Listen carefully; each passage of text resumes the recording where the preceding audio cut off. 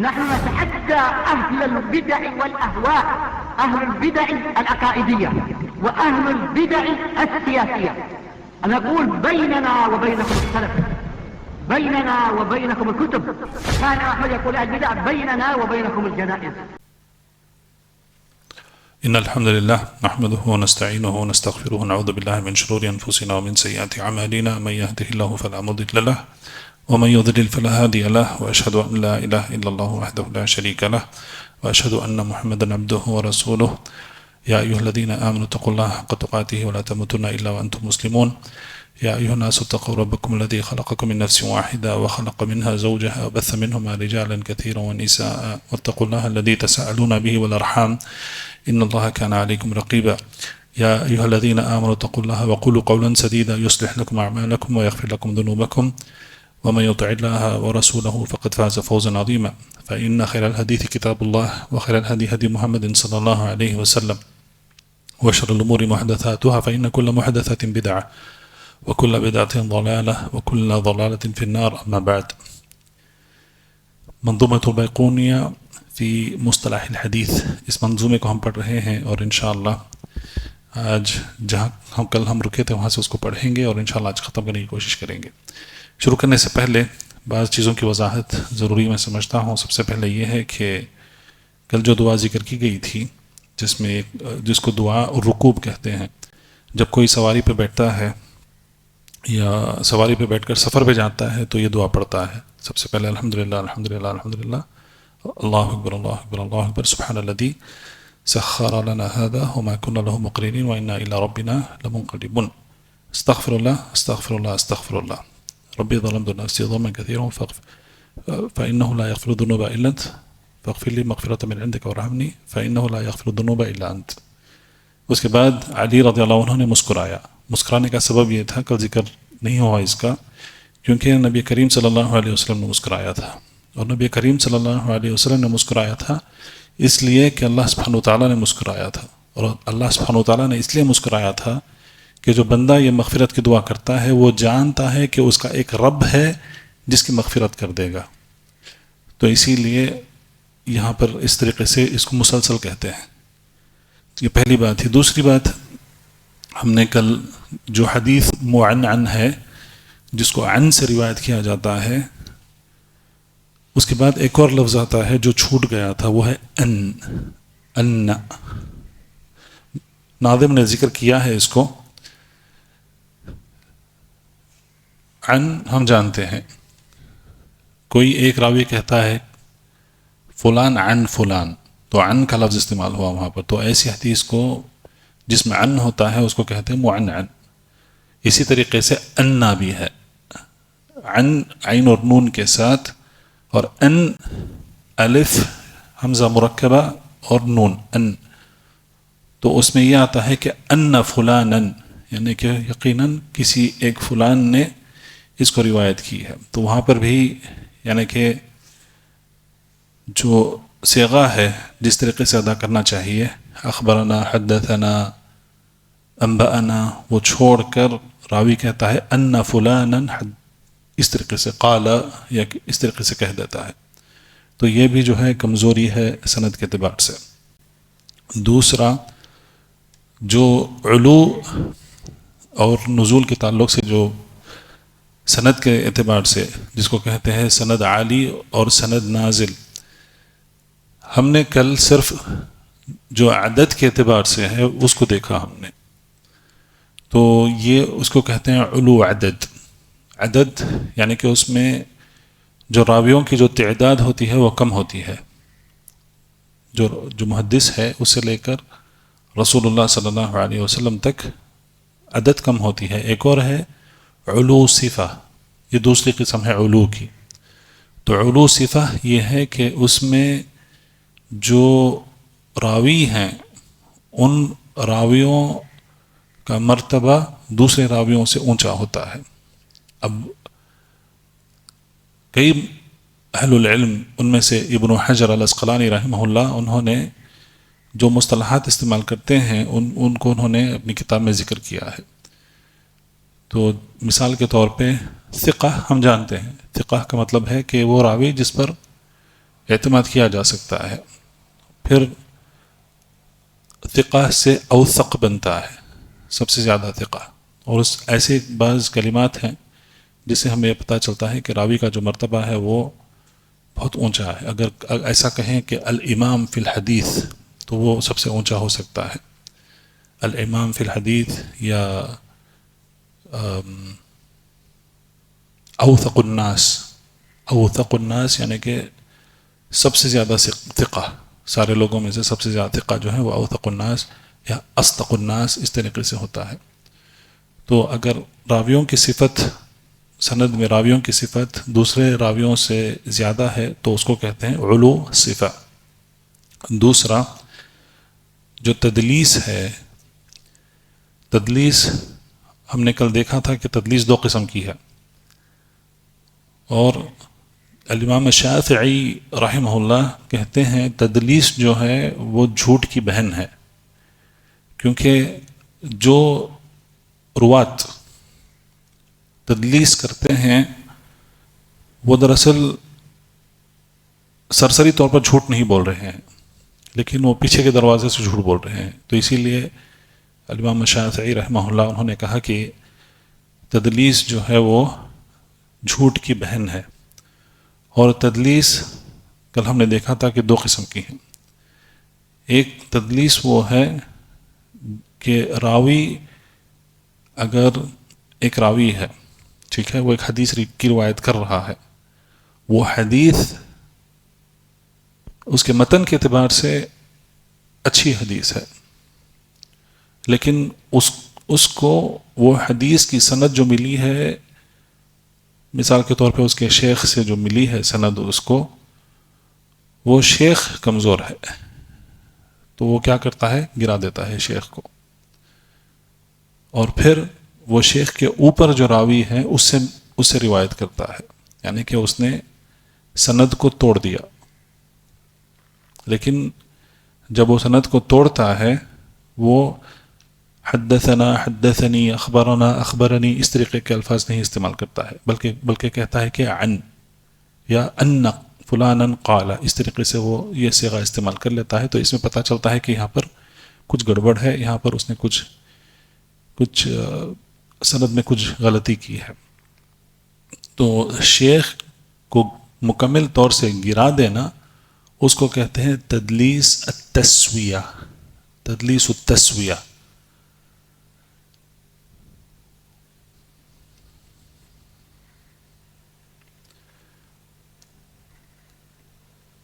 تو تدلیس التسویہ جو ہے وہ شیخ کو گرا دینا ہے سند سے. دوسری قسم ہے تدلیس الشیوخ، یہ دوسری قسم ہے. تو وہاں پر تدلیس کا مطلب یہ ہے کہ وہ شیخ کے متعلق نام یا کنیت یا جو بھی ہے اس کو بدل دیتا ہے، یعنی کہ وہ شیخ کی جو ان کی جو پہچان ہے وہ پہچان کو بدل دیتا ہے، نام بدل دیتا ہے، نام کے بجائے ابن فلان کہہ دیتا ہے یا ابو فلان کہہ دیتا ہے یا اسی طریقے سے. تو اس کو کہتے ہیں تدلیس الشیوخ. واضح؟ شیوخ شیخ یعنی کہ شیخوں کی پہچان بدلنا. تو ظاہر ہے یہ اس لیے کرتے ہیں تاکہ وہ حدیث کی سند کمزور نہ ہو جائے، اور وہ جو روایت کر رہا ہے دوسرے کو وہ روایت کرے گا تو وہاں پر یہ ایسا سمجھا جائے گا کہ یہ حدیث جو ہے یہ اس میں کمزوری نہیں ہے، یعنی کہ ضعف جس کو کہتے ہیں عربی میں وہ نہیں ہے. ایک اور بات تھی جو ہم نے کل جس پر ختم کیا وہ ہے مقلوب.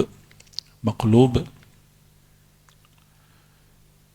تو مقلوب جو ہے یہاں پر دو قسم کے ہیں. ایک ہے کہ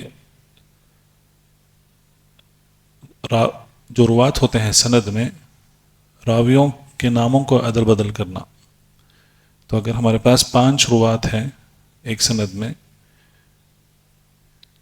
تیسرے اور چوتھے، مثال کے طور پہ تیسرے اور چوتھے راوی کو چوتھے راوی کا نام تیسرے نمبر پر لانا اور تیسرے راوی کا نام چوتھے نمبر پر لا دینا، اس کو بھی ابدال کہتے ہیں، یعنی کہ بدل دینا اس کو. اب مثال کے طور پہ فلان ان فلان ان فلان ان یعقوب ان یوسف، ان کوئی ہے تو یعقوب پہلے آیا تو وہاں پہ ابدال ہو جاتا ہے کہ یوسف کو پہلے کر لیتا ہے پھر یعقوب کو بعد میں کر دیتا ہے. تو یہ قسم ہے. دوسرا مکمل سند کو ہی بدل دینا. تو اس حدیث کی سند ہے، اس حدیث کی سند ہے، تو اس حدیث کی سند سے بدل دینا اور اس حدیث کو اس حدیث کی سند سے بدل دینا، تو اس کو بھی اقلاب یعنی کہ مقلوب بنا دینا حدیث کو. تو یہی امام بخاری کے ساتھ ہوا تھا رحمہ اللہ، کہ انہوں نے ہر ایک شخص نے 10 حدیثیں لی اور اس حدیث کی سندوں کو انہوں نے ادل بدل کر دیا، یعنی کہ اس حدیث کو اس حدیث کی سند لگا دیا، اس حدیث کو اس حدیث کی سند لگا دیا، اس طریقے سے. تو 100 حدیثوں کو لے کر انہوں نے ہر ایک حدیث کی سند کو انہوں نے ادل بدل کر دیا. انہوں نے پھر جب امام بخاری کو مطلب ان کے آگے یہ حدیث رکھی گئی تو انہوں نے کہا میں نہیں جانتا. پھر اس کے بعد انہوں نے پھر اس کو دہرایا، کہا نہیں، یہ جو تم نے حدیث کہی ہے، تم نے یہ سند بیان کی ہے، دراصل اس کی سند یہ ہے.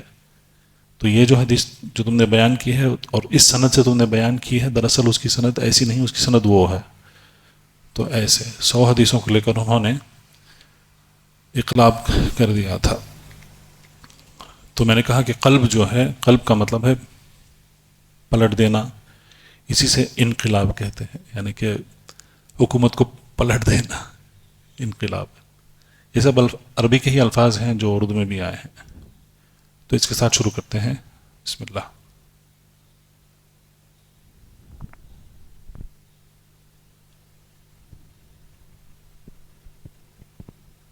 بسم الله والحمد لله والصلاة والسلام على رسول الله وعلى آله وأصحابه ومن والاه.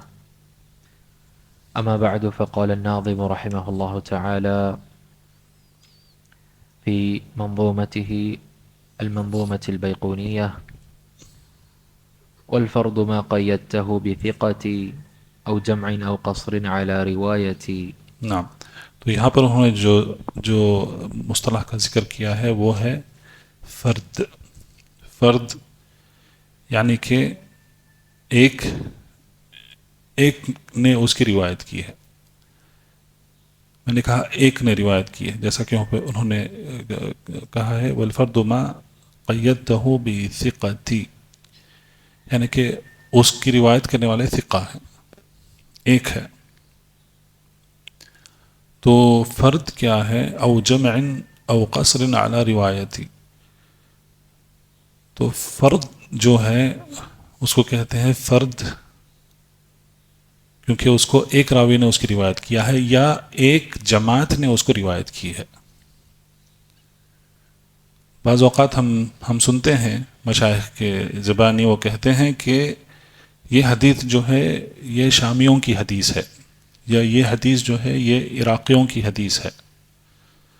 تو یہاں پر فرد جو ہے 2 قسم کے ہیں. فرد عدد، جس میں عدد ایک ہے، یعنی اس کو ایک ہی راوی نے اس کی روایت کی ہے. اور دوسرا ہے فرد نسبی، اس کو کسی ایک جگہ یا کسی ایک جماعت کو اس کو منسوب کیا جاتا ہے. مثال کے طور پہ کہتے ہیں کہ یہ حدیث اس کو صرف مدینہ والوں نے اس کی روایت کی ہے. تو یہاں پر یہ فرد نسبی بن جاتا ہے یہاں پر، کیونکہ وہاں پر اس حدیث کو مدینہ والوں کی طرف منسوب کیا گیا ہے یا شامیوں کی طرف منسوب کیا گیا ہے. اس طریقے سے تو فرد 2 قسم کی ہیں.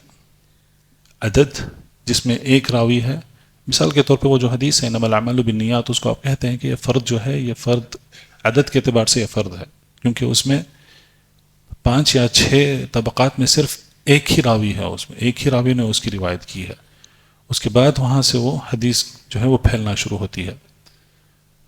تو یہ فرد عدد کے اعتبار سے ہے، اور دوسرا ہے فرد نسبی. اس کو نسبت کیا جاتا ہے ایک جماعت کو یا ایک جگہ کو. نعم.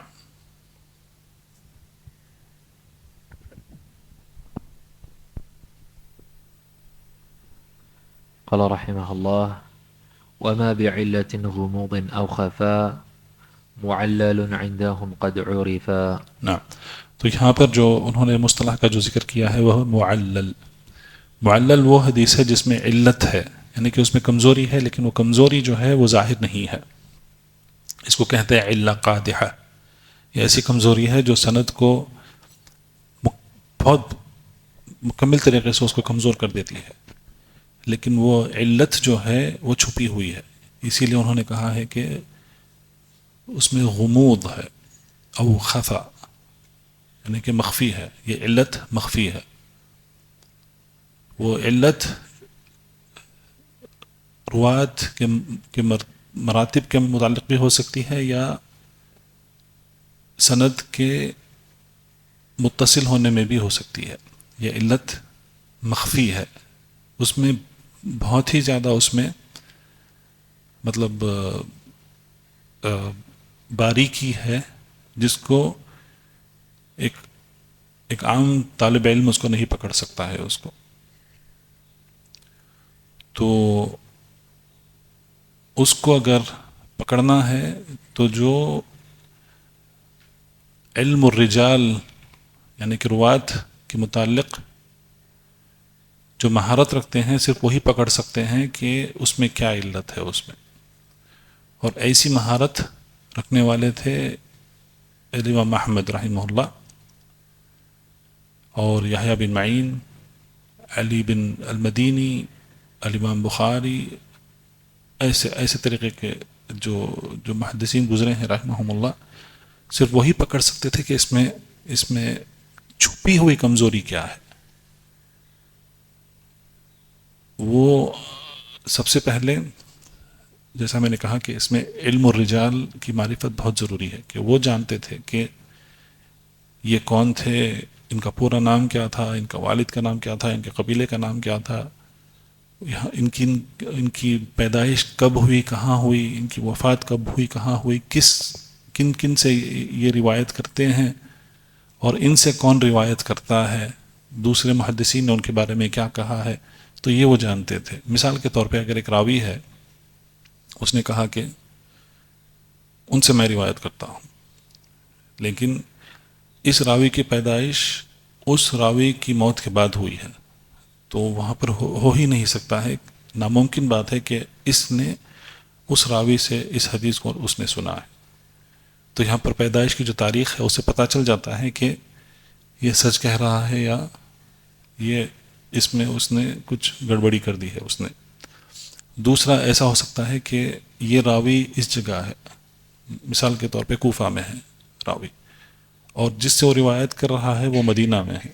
اور اگر یہ ثابت ہو گیا کہ اس نے مدینہ کا سفر ہی نہیں کیا ہے، اپنی زندگی میں اس نے مدینہ کا سفر نہیں کیا، تو پھر کیسے ہو سکتا ہے کہ وہ ان سے روایت کر سکتا ہے حدیث.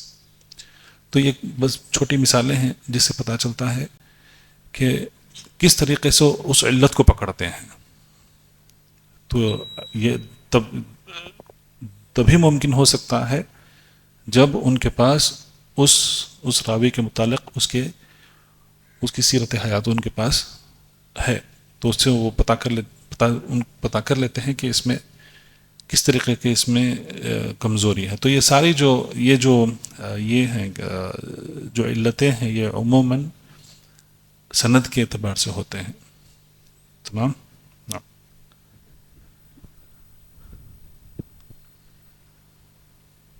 قال رحمه الله: وذو اختلاف سند أو متن مضطرب عند أهيل الفن. تو یہ ایک اور جو انہوں نے ذکر کیا ہے یہاں پر وہ ہے مضطرب حدیث. کہتے ہیں یہ حدیث جو ہے یہ مضطرب ہے حدیث. اضطراب کا مطلب ہے قرار نہ پانا. یہاں ایسے ہوتا ہے، کبھی ادھر ہوتا ہے، کبھی ادھر ہوتا ہے، کبھی ادھر ہوتا ہے، کبھی ادھر ہوتا ہے. تو اس کو کہتے ہیں عربی میں اضطراب، ضرب سے ہوتا ہے. تو کبھی ادھر مارتا ہے کبھی ادھر مارتا ہے، تو یعنی کہ ادھر ادھر ہو رہا ہے. تو بعض اوقات ایسے احادیث مل جاتے ہیں کہ دیکھیں، اگر سب سے پہلے اگر دو مختلف حدیثیں مل گئیں اسی مسئلے پر، اس حدیث میں ایسا ہے یا اس حدیث میں ایسا ہے، تو سب سے پہلے اہل العلم کیا کرتے ہیں، اس کو جمع کرنے کی کوشش کرتے ہیں. جیسا کہ نبی کریم صلی اللہ علیہ وسلم کا اللہ سبحانہ وتعالیٰ کو دیکھنا، وہ جو حدیث ہے عبداللہ بن عباس اور عائشہ دونوں نے اس کی روایت کی ہے، اب یہاں پر جمع ہو گیا. جیسا کہ اہل العلم کہتے ہیں کہ عائشہ رضی اللہ عنہا نے اپنی نظر سے دیکھنے کو انکار کیا تھا، اور عبداللہ بن عباس رضی اللہ عنہما نے کہا کہ نبی کریم صلی اللہ علیہ وسلم نے اللہ سبحانہ وتعالیٰ کو اپنے دل سے دیکھا تھا. تو یہاں پر جمع ممکن ہے. تو اگر جمع ممکن ہے تو پھر روایت کی تاریخ دیکھتے ہیں، اس کو کون سے عہد میں کیا، اس کی روایت کی گئی تھی. مدنی عہد ہے تو مدنی عہد کے کون سے سال میں، مثال کے طور پہ طے کرنے کی کوشش کرتے ہیں.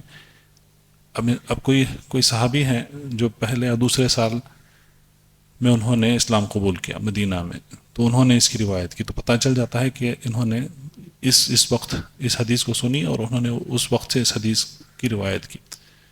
ہو سکتا ہے کہ ایک اور صحابی جو ہے وہ بعد میں اسلام لائے اور پھر انہوں نے اسی حدیث کے متعلق دوسرا حکم پیش کیا، جیسا کہ بھنا ہوا گوشت کھانے کی حدیث ہے. تو اس سے پتہ چل جاتا ہے کہ مدینہ میں جب پہلے بھنے ہوئے گوشت کا حکم یہ تھا کہ وہ وضو کو توڑ دیتا ہے. تو بھنا ہوا گوشت جسے انگار مباشرتاً اس کو جلا دیتی ہے، اس کھانے کے بعد وضو بنانا لازمی تھا، لیکن اس کے بعد یہ حکم ہٹا دیا گیا. تو اس سے پتہ چلتا ہے کہ یہاں پر ناسخ اور منسوخ کی بات بھی آ جاتی ہے. تو تاریخ ناسخ اور منسوخ، تو اس میں دیکھ کر یہ کہتے ہیں کہ اچھا ٹھیک ہے، یہ حکم جو ہے یہ منسوخ ہے، یہ حکم ثابت ہے. اگر یہ بھی نہیں ہے تو پھر جو روات ہیں ان کے مرتبوں کو دیکھا جاتا ہے. تو کس مرتبوں سے پتہ چل جاتا ہے کہ حدیث کی قوت کیا ہے. اگر وہ بھی نہیں ہے، یہ ممکن ہی نہیں ہو رہا ہے، تو اس حدیث کو کہتے ہیں یہ حدیث جو ہے مضطرب ہے. یعنی کہ یہ طے کر نہیں پایا جا رہا ہے کہ اس کے اوپر کیا حکم لگائیں. کیا یہ حدیث صحیح یا حسن ہے، اس پر عمل کیا جا سکتا ہے، یا یہ حدیث ضعیف ہے، اس پر عمل نہیں کیا جا سکتا ہے، وغیرہ وغیرہ. تو اصل یہ ہے کہ جو مضطرب جو حدیث ہے وہ ضعیف ہے، اور خاص کر کے جب وہ کسی اور حدیث کی مخالفت کرتی ہے تو اس کو کہتے ہیں مضطرب. تو اضطراب جو ہے وہ سند میں بھی ہو سکتا ہے، کیونکہ ناظم رحمہ اللہ نے کہا ہے کہ وذو اختلاف سند او متن، تو سند میں بھی اضطراب ہو سکتا ہے اور متن میں بھی اضطراب ہو سکتا ہے.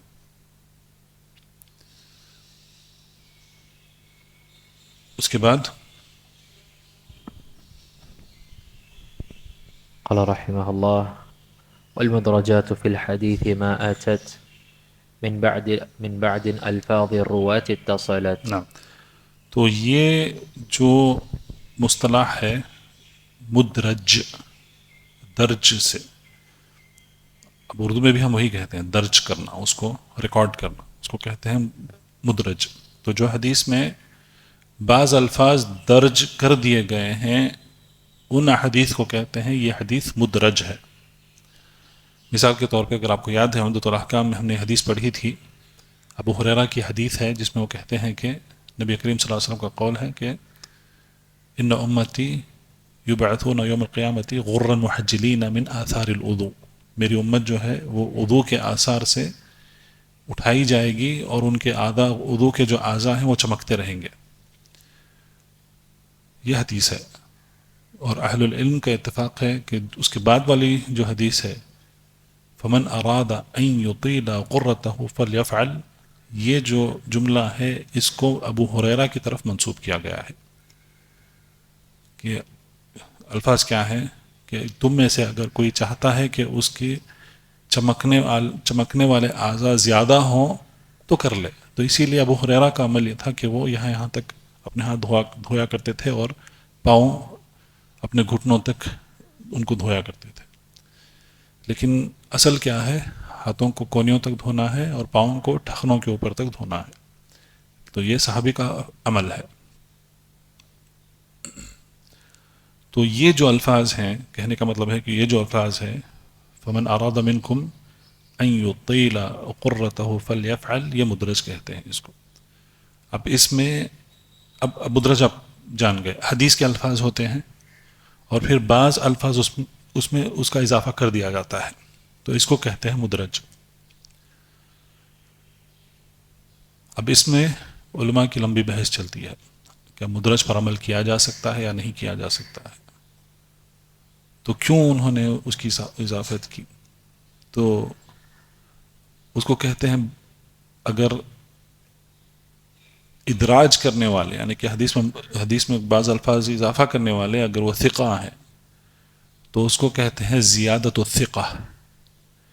یہ مصطلح ہے زیادت الثقہ. جو ثقہ ہیں اگر انہوں نے کچھ الفاظ کا اضافہ کر دیا حدیث میں تو کیا یہ قبول کر سکتے ہیں یا نہیں کر سکتے ہیں، اس میں اختلاف چلتا ہے اہل العلم کے درمیان. لیکن جمہور کہتے ہیں کہ اگر وہ ثقہ ہیں جیسا کہ صحابی ہے یا کبار تابعین میں سے ہیں، تو اگر انہوں نے کچھ اس میں کچھ الفاظ کا اضافہ کر دیا تو اس کو اس اعتبار سے قبول کر لیا جاتا ہے، یہ علم رکھتے ہوئے کہ انہوں نے اس کا اضافہ کیا ہے. تو اس کو کہتے ہیں مدرج.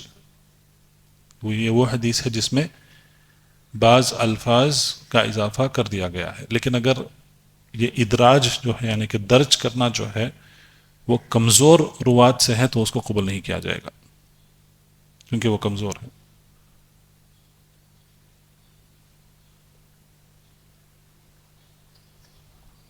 اس کے بعد تو مدرج یہ قسم ہے. تو مدرج اس اعتبار سے، اس منظومے کے اعتبار سے مدرج جو ہے وہ 26ویں قسم ہے. 26ویں قسم ہے، 26ویں مصطلح جو ذکر کیے ہیں ناظم اس منظومے میں. اس کے بعد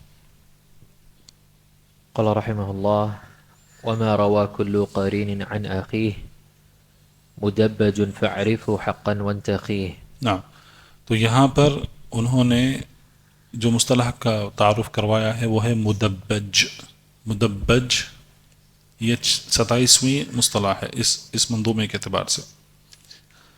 مدبج وہ ہے جیسا انہوں نے اس کا تعارف کروایا ہے کہ ما روا کل قرین عن اخی.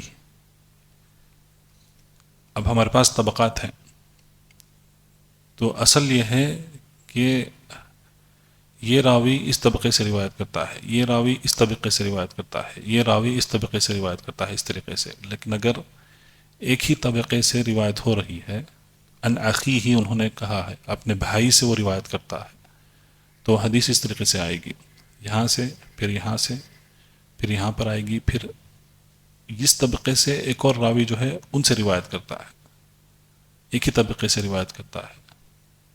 سمجھ گئے؟ تو طبقہ نمبر 3 ہے یہاں پر ہمارے پاس. اب ہمارے پاس 5 ہونے چاہیے، 1 2 3 4 5. لیکن تیسرے نمبر پر آ کر ایک جو راوی ہے تو راوی یہاں پر اس کا اضافہ ہو جاتا ہے، یعنی کہ اس کے ہم اثر کے ساتھ یا ہم اثر سے وہ روایت کرتا ہے، یا اپنے جس کو کہتے ہیں زمیل، یعنی کہ اس کے زمیل کا مطلب ہے کولیگ یا کلاس میٹ. تو مثال کے طور پہ اگر 2 راوی ہیں، دونوں بصرہ کے ہیں، ٹھیک ہے، ایک راوی ہے وہ گیا ہے شیخ کے پاس بیٹھا ہے اور اس نے اس حدیث کی روایت کی ہے. اس کا جو زمیل ہے وہ زمیل اس مجلس میں نہیں تھا لیکن اس کو روایت کرنا ہے. اب وہ شیخ سے روایت نہیں کرے گا تو کس سے روایت کرے گا؟ جس نے حاضری دی ہے اس مجلس میں اور اس نے شیخ سے وہ حدیث سنی ہے، تو وہ شیخ کے تلمیذ سے روایت کر رہا ہے. اب اب دونوں تلامید ہیں، تو ایک تلمید مثال کے طور پہ ایک تلمید اور ایک تلمید سے یہ حدیث کی روایت کر رہا ہے، تو اس کو کہتے ہیں مدبج، یعنی کہ ایک ہی طبقے سے حدیث کا راویوں کا حدیث کی روایت کرنا۔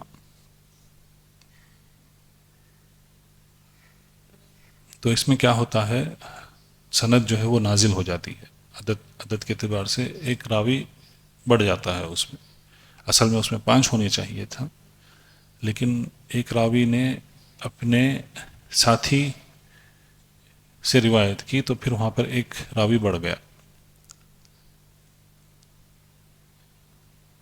تو اگر ایسا ہوتا ہے ایک ہی طبقے سے جو ایک ہی شیخ کے جو تلامید ہیں وہ ایک دوسرے سے روایت کر لیتے ہیں تو اس کو کہتے ہیں مدبج۔ تو مدبج یہاں پر وہ 27ویں قسم ہے۔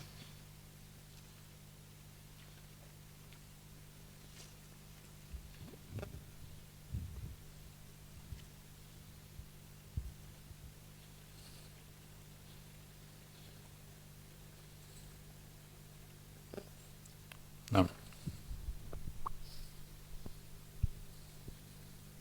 قال رحمه الله: متفق لفظا وخطا متفق وضده فيما ذكرنا المفترق۔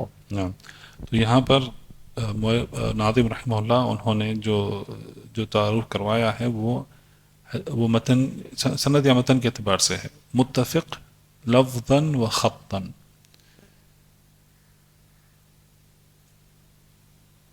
یعنی کہ حدیث کے جو الفاظ ہیں وہ ایک ہی ہیں اور خط بھی ایسی ہے۔ دیکھیں کیوں یہ محدثون ان مصطلحات کو لاتے ہیں، اس لیے کہ اس زمانے میں جو لکھتے تھے، میں نے کل کہا کہ وہ تیز رفتار سے لکھا کرتے تھے، کیونکہ ان کو شیخ کے الفاظ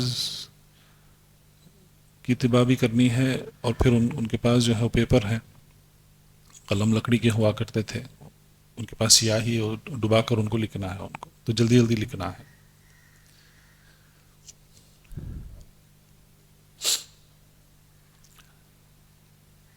تو اسی لیے وہ اختصار کر لیتے تھے، جیسے میں نے کہا کہ ثنا، انا، اس طریقے سے۔ دوسرا جو ہے تشکیل کے بغیر لکھتے تھے، فتحہ کے ساتھ ضمہ، سکون، مد، یہ سب کون لکھتے تھے؟ پہلے کے زمانے میں کوئی نہیں لکھتا تھا اس کو، اس کے بغیر لکھتے تھے، اور بغیر نقطوں کے لکھتے تھے،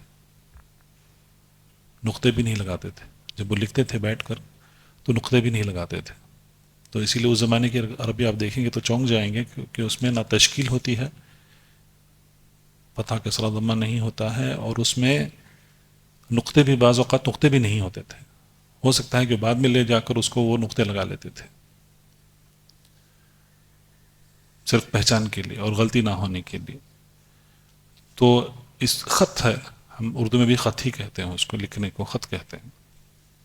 تو اگر نسخے ہیں، الگ الگ نسخے ہیں، اور اس میں سارے نسخوں میں اس حدیث کے الفاظ خط کے اعتبار سے، لفظ کے اعتبار سے اور خط کے اعتبار سے اگر وہ ایک ہیں تو پھر وہ اس کو کہتے ہیں متفق، اس میں کوئی اختلاف نہیں ہے اس میں۔ اور اگر اس میں اختلاف آ گیا تو پھر اس کو کہیں گے مفترق، یعنی کہ فرق ہے اس میں فرق ہے۔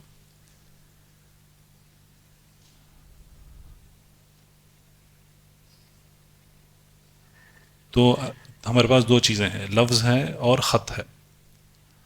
اگر لفظ کے اعتبار سے اور خط کے اعتبار سے ایک ہی ہیں تو وہ متفق ہے، اگر دونوں اعتبار سے اس میں فرق ہے تو وہ مفترق ہے۔ تو دو اعتبار ہیں یہاں پر۔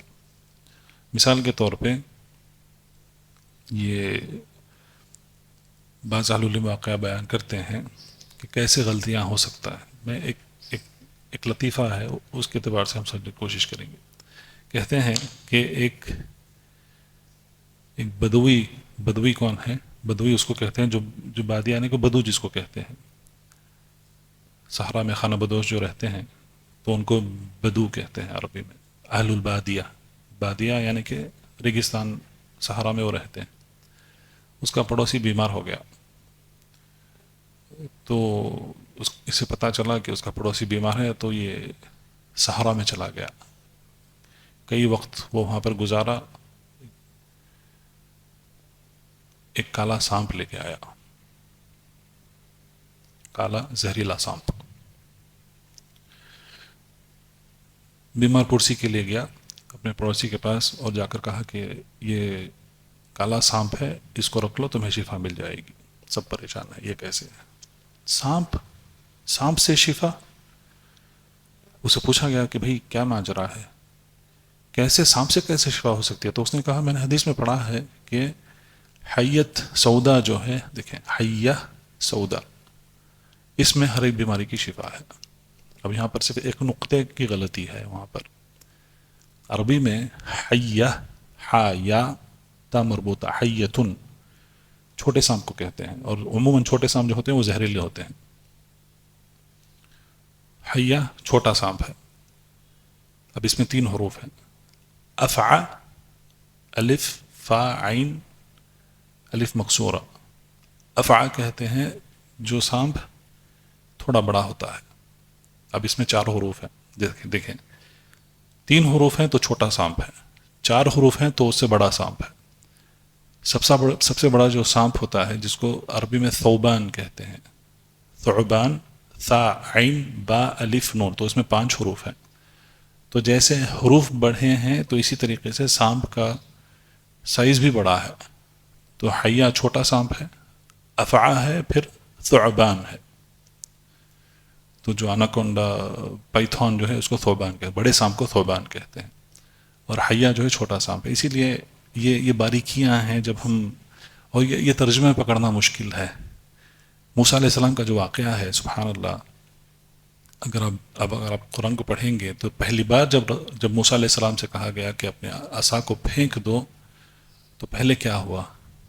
فَإِذَا حَيَّةٌ تَسْعَى، اور اسی سے ڈر گئے تھے موسیٰ علیہ السلام۔ تو جب پہلی بار انہوں نے اپنے عصا کو پھینکا تو چھوٹا سانپ بن گیا، عصا جو ہے چھوٹا سانپ بن گیا، پھر انہوں نے اس کو اٹھا لیا۔ لیکن وہی واقعہ جب فرعون کے ساتھ ہوا تو جب انہوں نے عصا پھینکا تو وہ ثعبان تھا، بڑا تھا سانپ۔ اور ابن کثیر رحمہ اللہ لکھتے ہیں تفسیر میں کہ جب وہ ثعبان فرعون کی طرف لپکا تو اس کا جبڑا اتنا بڑا تھا کہ اس نیچے والا جبڑا زمین کو لگ رہا تھا اور اوپر والا چھت کو لگ رہا تھا، اتنا بڑا تھا وہ، ایسے۔ تو یہ باریکیاں ہیں عربی میں۔ تو بہرحال کہنے کا مطلب یہ ہے کہ اس نے حیہ پڑھ لیا تھا، لیکن اصل میں کیا ہے؟ وہ حبت سودا ہے، یعنی سودا یعنی کہ کالی۔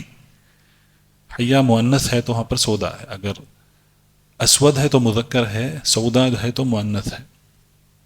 تو اس نے حبت سودا کے بغیر اس نے حیت سودا پڑھ لیا تھا۔ تو حبت سودا ہم جانتے ہیں، کلونجی جس کو کہتے ہیں، کالا تل، اس میں برکت ہے، اس میں شفا ہے، لیکن صرف اس نے ایک نقطے کی غلطی کر لی تھی اس نے، اور پورا معاملہ بگڑنے والا تھا۔ حیہ، حبت کے بجائے حیہ پڑھ لینا۔ تو ایسی غلطیاں ہوتی ہیں۔ اور میں نے کہا کہ دیکھیں ایک اور لفظ ہے، اس کو اگر ہم بغیر نقطوں کے لگائیں گے تو ایسے لگے گا، ہا پھر ایک اور پھر را۔ اگر اس پر آپ نقطے نہیں لگائیں گے تو اس میں تقریباً 40 حروف نکلیں گے۔ اس میں خیر بھی ہو سکتا ہے، خبز بھی ہو سکتا ہے، حبر بھی ہو سکتا ہے، حبر بھی ہو سکتا ہے، کئی قسم کے، اگر نقطے نہیں لگائیں گے تو اس پر جبر بھی ہو سکتا ہے۔ تو 40 قسم کے آپ معنی نکال سکتے ہیں۔ تو اسی لیے یہ ضروری ہے کہ یہ دیکھا، اب ہم حدیث کی بات کر رہے ہیں تو اسی لیے یہ دیکھا جائے کہ نسخوں میں یہ اختلاف نہیں ہونا چاہیے، نقطوں کے اعتبار سے، تشکیل کے اعتبار، حروف کے اعتبار سے سب سے پہلے۔ اسی لیے ہم کہتے ہیں ضا بالعصا، عصا کا مطلب ہے لکڑی، تو اگر ضا کہیں گے تو پھر کہیں گے لکڑی والا، تا اور ضا ہوتا ہے، کیونکہ ضاد میں وہ کنفیوژن ہو سکتا ہے ضا اور ضاد میں لکھنے کے اعتبار سے، تو اس لیے اس کو عصا کا ضا کہتے ہیں اس کو۔ تو حروف میں اختلاف ہو سکتا ہے، بغیر نقطوں کے ہے تو کئی الفاظ بن سکتے ہیں، تو اس میں حکم بدل جاتا ہے اس میں. تو اس لیے ضروری یہ ہے کہ اب یہاں پر ہم دیکھ رہے ہیں متفق اور مفترق، تو لفظ اور خط دونوں کے اعتبار سے اگر وہ ایک ہیں تو پھر وہ متفق ہیں، اور اگر اس میں اختلاف ہے تو پھر وہ مفترق ہے. نعم. اس کے بعد تو متفق اور مفترق یہ دو مصطلح ہو گئے. قال رحمه الله: مؤتلف متفق الخط فقط وضده مختلف فاخشى الغلط. نعم. تو مؤتلف جو ہے یہ صرف خط کے اعتبار سے ہے، اتفاق خط کے اعتبار سے ہے، لیکن ہو سکتا ہے کہ اس میں لفظ کے اعتبار سے وہ اس میں اختلاف ہے. لفظ کے اعتبار سے اگر خط ایک ہے لیکن لفظ الگ ہے، جیسا کہ یہ ہے حیا حبہ، تو اس میں یہ خط ایک ہی ہے لیکن لفظ الگ الگ ہے، حیا الگ ہے اور حبہ الگ ہے. تو اگر اس طریقے کا ہے تو یہ اس کو کہتے ہیں مؤتلف. ایسا ہوا ہے، اور محققین اس پر بہت ہی زیادہ توجہ دیتے ہیں. شروحات میں اس کا ذکر ہوتا ہے، احادیث کی شروحات میں، اور محققین اس کو حاشیے میں ذکر کر دیتے ہیں کہ یہ ایسا ہے. یہ تو مفترق ہے اور متفق، مفترق اور مؤتلف یہ اختلاف سے. نعم. مؤتلف.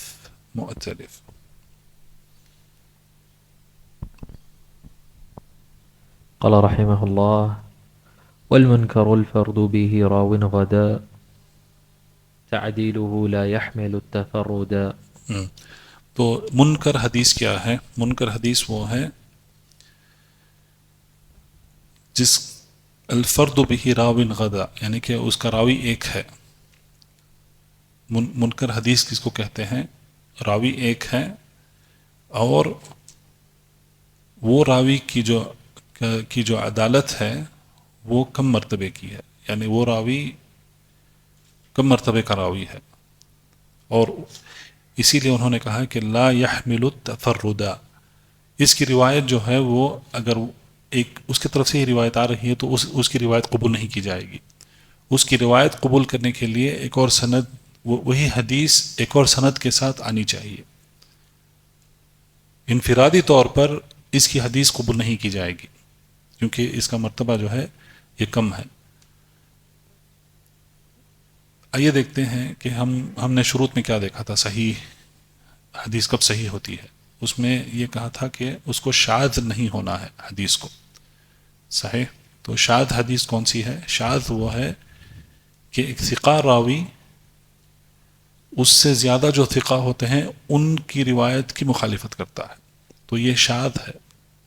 اب یہاں پر منکر کیا ہے کہ جو راوی حدیث کی روایت کر رہا ہے اور وہ اس سے ثقہ راویوں کی مخالفت کر رہا ہے لیکن یہ ثقہ نہیں ہے راوی.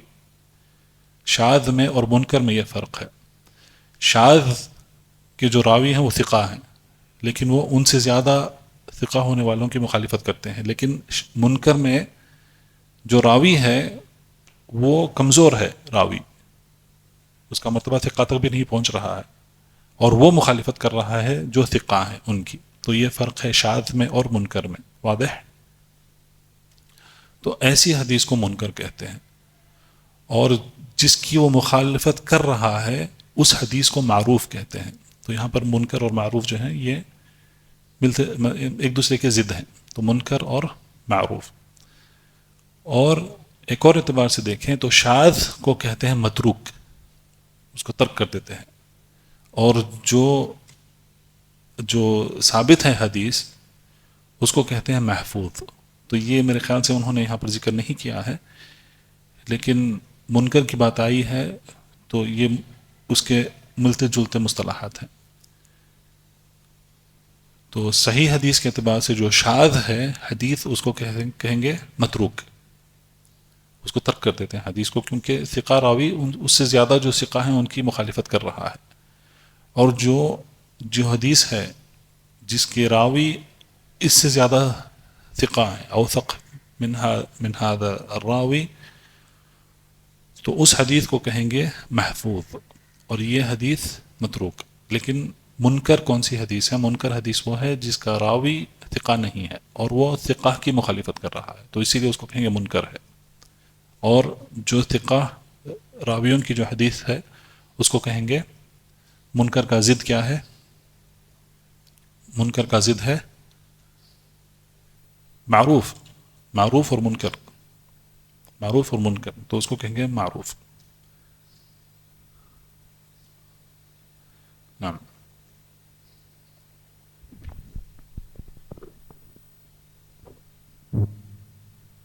قال رحمه الله: متروكه ما واحد به انفرد وأجمع لضعفه فهو يرد. یہ متروک یہی ہے کہ اس کا بھی راوی جو ہے وہ ایک ہے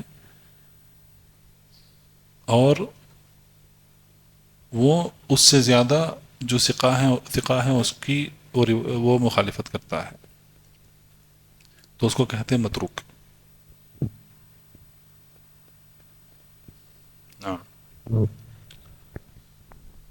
قال رحمه الله: والكذب المختلق المصنوع على النبي فذلك الموضوع. تو یہ جو مصطلح یہاں پر لائے ہیں وہ ہے موضوع، یعنی کہ جھوٹی. وضع کا مطلب ہے لا کے رکھ دینا، اس کو اس نے رکھا، اس کو کہتے ہیں وضع. تو اسی لیے کہتے ہیں وضع الحدیث، وہ حدیث لا کے رکھ دیتا تھا، یعنی کہ وہ جھوٹ بولتا تھا. اصل میں موضوع جو ہے وہ حدیث نہیں ہے، اسی لیے انہوں نے کہا ہے کہ مختلق مصنوع. مختلق یعنی کہ اس نے اس کو ایجاد کیا خلق سے، مصنوع اس نے اس کو بنا دیا، نہیں تھی اس نے بنا دیا اس کو. علی النبی یعنی کہ اس نے نبی کریم صلی اللہ علیہ وسلم پر جھوٹ باندھا ہے اس نے. تو موضوع اس کو مصطلح کے اعتبار سے کہہ دیں کہ یہ حدیث جو ہے یہ موضوع ہے، لیکن دراصل وہ کیا ہے؟ وہ جھوٹ ہے، وہ بنا دی گئی ہے حدیث. تو اس کے اعتبار سے علماء نے یہ کہا ہے کہ موضوع حدیث کی روایت نہیں کرنی ہے. اگر یہ پتہ چل گیا کہ حدیث جھوٹی ہے تو اس کی روایت نہیں کرنی ہے. اگر روایت کر رہے ہیں تو صرف اس غرض سے کر رہے ہیں سب کو آگاہ کرنے کے لیے کہ یہ جو ہے یہ موضوع ہے، یہ کلام جو ہے یہ جھوٹا ہے، اس کو جھوٹے طریقے سے اس کو رسول اللہ صلی اللہ علیہ وسلم کی طرف اس کو منسوب کیا جا رہا ہے، تو یہ موضوع جھوٹ ہے. نعم. قال رحمه الله: وقد أتت كالجوهر المكنون سميتها منظومة البيقوني. تو یہاں پر وہ خاتمہ کر رہے ہیں کہ کہہ رہے ہیں کہ یہ جو منظومہ ہے اس میں جو مصطلحات انہوں نے جو ذکر کیا ہے وہ اس کو اس نظم کو انہوں نے کہا ہے منظومۃ البیقونی، البیقونی کا منظومہ. نعم. فوق 30 ب40 عتت، یعنی کہ اس کے جو شعر ہیں یعنی کہ اس کو کہتے ہیں بیت شعر، وہ کتنے ہیں؟ 34. 30 و4 انہوں نے اس طریقے سے کیا فوق 30 ب40 عتت، یعنی کہ 30 سے زیادہ، 30 ہیں اور پھر 4 زیادہ ہیں، یعنی کہ 34 ہیں. نعم. ابیاتها ثم بخیر ختمت، اس کے بعد پورے خیر کے ساتھ ہم نے اس نظم کو ہم نے ختم کر لیا ہے. تو اس کے ساتھ الحمدللہ ہم نے اس منظومے کو مکمل کیا. اس کے شعر کتنے ہیں؟ بیت شعر 34 ہیں، 34 ہیں، اور اس میں جو مصطلحات انہوں نے جو ذکر کیا ہے وہ بھی 34 ہی ہیں. منکر القسم 30، متروک موضوع 32.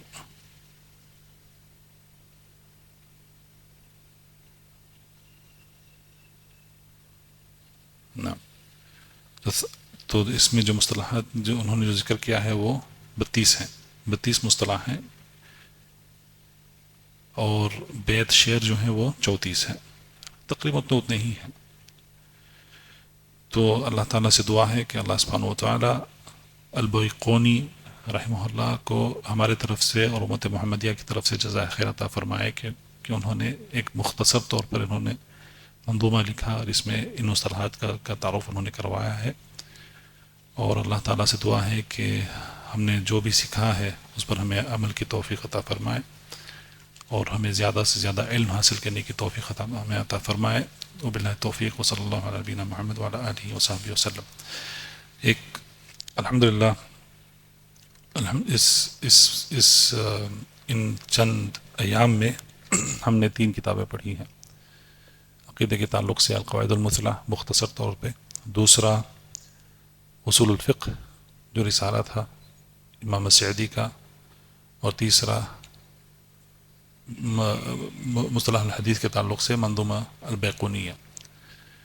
تو یہ جو ہم نے پڑھا ہے یہ بالکل بنیادی اور اساسی علوم کا اساس ہے۔ یہ صرف اس کا مقصد یہ تھا کہ ایک تعارف کیا جائے مصطلحات جو استعمال کرتے ہیں اہل العلم، اور جو مصطلحات ہیں ان مصطلحات کا مختصر سا تعارف۔ ہم نے تفصیل نہیں دیکھا ہے ابھی تک، کیونکہ اگر ہمیں ان کتابوں کا حق اگر ہمیں ادا کرنا ہے تو ان کو ان کے تفصیل کے ساتھ پڑھنا ہے، مثالوں کے ساتھ ان کو پڑھنا ہے۔ تو وقت کی کمی ہونے کی وجہ سے ہم نے اس کو مختصر طور پر، سرسری طور پر ہم نے ان کو پڑھ لیا ہے، لیکن امید ہے کہ آپ کو ان مصطلحات کا تعارف ہوا ہے۔ قواعد کون سے ہیں؟ مثال کے طور پہ اسماء و صفات کے متعلق جو قواعد اہل العلم نے بنائے ہیں، جمع کیے ہیں، وہ کیا ہیں؟ اصول الفقہ کیا ہے؟ اصول الفقہ کے مصطلحات کیا ہیں؟ اس کو کہاں لگایا جا سکتا ہے؟ تیسرا مصطلح الحدیث یہ کیا ہے؟ تو جیسے میں نے بتایا کہ اگر ہمیں ان کو واقعی صحیح طور سے سیکھنا ہے، پڑھنا ہے، تو ان کو جس طریقے سے اہل العلم نے ان کی شروحات کیا ہے اس طریقے سے ہمیں ان کو پڑھنا ہے، مثالوں کے ساتھ، تب جا کے جو ہے ایک اچھا ایک فہم ہو سکتا ہے کہ یہ علوم کیا ہیں، علوم الاعلیٰ ہیں۔ آگاہی اس بات کی طرف کی جا رہی ہے کہ امام سعدی کا رسالہ پڑھ کر کوئی اصولی نہیں بن جاتا ہے، اور منظومہ البیقونیہ پڑھ کر کوئی محدث نہیں بن جاتا ہے۔ تو آگاہ اس بات سے کی جا رہی ہے کہ یہ شروعات ہے، جیسا کہ یہ LKG کی کلاس تھی، واقعی LKG کی کلاس تھی ان علوم کے متعلق۔ تو جب ہم دکتورا تک پہنچ جائیں گے انشاءاللہ، تو تب ہم کچھ احکام کو ہم صحیح معنی میں سمجھ پائیں گے، اور اگر کسی نے ہم سے پوچھا تو ہم اس پر حکم یا اس کی تفصیل ہم بغیر دیکھے، بغیر رجوع کیے مرجع کی طرف، ہم اس کو بیان کر پائیں گے۔ کیونکہ جیسا کہا جاتا ہے کہ علم کے 3 مراتب ہوتے ہیں۔ سب سے پہلا مرتبہ وہ ہے کہ انسان کو جب تھوڑا علم آتا ہے تو اس میں غرور آ جاتا ہے، اس نے کچھ سیکھ لیا، پھر وہ اپنے آپ کو کیا سمجھے گا کہ میں عالم ہوں۔ منظومہ البیقونیہ پڑھ کر سمجھتا ہے کہ میں الالبانی بن گیا ہوں، رسالہ لطیفہ پڑھ کر سمجھ لیتا ہے کہ میں امام شافعی بن گیا ہوں۔ تو ایسا نہیں ہوتا ہے۔ تو وہاں پر پہنچنے کے لیے بہت محنت، بہت مشقت کی ضرورت، بہت جد و جہد کرنے کی ضرورت پڑتی ہے۔ تو یہ صرف مقصد یہی تھا کہ جب اہل العلم ان مصطلحات کو استعمال کرتے ہیں تو ان کو سمجھنے میں ہمیں آسانی ہونی چاہیے، اور کیونکہ دیکھا گیا ہے کہ جب یہ میرا خود کا تجربہ بھی رہا ہے کہ جب آپ جا کے کوئی عالم کے درس میں بیٹھتے ہیں تو عالم کے پاس یہ وقت نہیں ہوتا ہے کہ تمہیں یہ مصطلحات سمجھائے۔ اب حدیث پڑھ رہے ہیں، حدیث کی شرح ہو رہی ہے مثال کے طور پہ، تو عالم کہہ دے گا یہ حدیث جو ہے یہ مدلس ہے. اب وہ تدلیس کیا ہے، تسویہ کیا ہے، تدلیس شیوخ کیا ہے، وہ بیٹھ کر نہیں سمجھائیں گے. کوئی عالم ان کے پاس اتنا وقت نہیں ہوتا ہے. تو ایک عالم کے پاس جب ایک طالب علم بیٹھ کے پڑھتا ہے تو یہ توقع رکھی جاتی ہے کہ اس کی معرفت پہلے سے ہے، ان مصطلحات سے معرفت پہلے سے ہے. کیونکہ مثال کے طور پہ مکہ میں حرم میں جو دروس ہوتے ہیں یا مدینہ میں جو دروس ہوتے ہیں، وہاں پر آپ جا کے بیٹھیں گے تو وہاں پر کوئی یہ مصطلحات نہیں سمجھائے گا. یہ مطلب یہ مانا جاتا ہے کہ جو آ کے بیٹھ رہا ہے اس کو ان مصطلحات سے معرفت ہے. اور جو ان مصطلحات کی معرفت رکھتا ہے، کوئی بھی علوم الاعلیٰ ہو، جب وہ اس کی معرفت رکھتا ہے تو تبھی وہ دروس صحیح طریقے سے صحیح معنی میں سمجھ سکتا ہے اور اس سے استفادہ کر سکتا ہے. تو بس یہی تھا. تو انشاءاللہ اگر اللہ سبحانہ وتعالی نے ہمیں عمر باقی رکھی اور موقع اس طریقے سے ہوا تو ضرور ہم انشاءاللہ انہی کتابوں کو تھوڑی اور تفصیل سے ہم پڑھ سکتے ہیں، یا کوئی اس کے بعد والی کتاب لے سکتے ہیں. لیکن ہم ہمیشہ کہیں گے کہ ہم نے اس کتاب میں اس طریقے سے پڑھا تھا، پھر وہاں پر ہو سکتا ہے کہ ہم تفصیل میں اس کو پڑھیں گے باذن اللہ تعالی. یہ ایک بات تھی. دوسری بات یہ تھی کہ مسجد ابو بکر کے جو ذمہ داران ہیں ان کا میں تہہ دل سے شکر ادا کرتا ہوں کہ انہوں نے یہ موقع دیا یہاں پر یہ دروس قائم کرنے کے لیے. اللہ ان کو بھی جزائے خیر عطا فرمائے اور آپ کو بھی جزائے خیر عطا فرمائے کہ آپ نے اپنا وقت نکالا، بیٹھا. یہ علم ہے، یہ ہمارے دین کا علم ہے، یہ شریعت کا علم ہے. تو جب مل کے بیٹھتے ہیں، پڑھتے پڑھاتے ہیں تو پھر اس میں استفادہ ہوتا ہے. یہ ذکر ہے رحمک اللہ. تو اللہ ہم سب کو ان میں اضافہ کرے اور زیادہ سے زیادہ علم حاصل کرنے کی ہمیں توفیق عطا فرمائے. باللہ توفیق. صلی اللہ علیہ نبینا محمد وعلی آلہ وصحبہ وسلم. سبحانك اللهم بحمدك أشهد أن لا إله إلا أنت أستغفرك وأتوب إليك. اللهم علمنا ما ينفعنا وانفعنا بما علمتنا وزدنا علما وتوفيقا واصلح لنا شأننا كله ولا تكلنا إلى أنفسنا طرفة عين. اللهم اغفر لنا ولوالدينا ولمشائخنا ولعلمائنا وللمؤمنين والمؤمنات والمسلمين والمسلمات الأحياء منهم والأموات إنك سميع قريب مجيب الدعوات. والله تعالى أعلى وأعلم. وصلى الله على نبينا محمد وعلى آله وصحبه وسلم. وبارك الله فيكم أجمعين. السلام عليكم ورحمة الله وبركاته. فاعلم أنه لا إله إلا الله واستغفر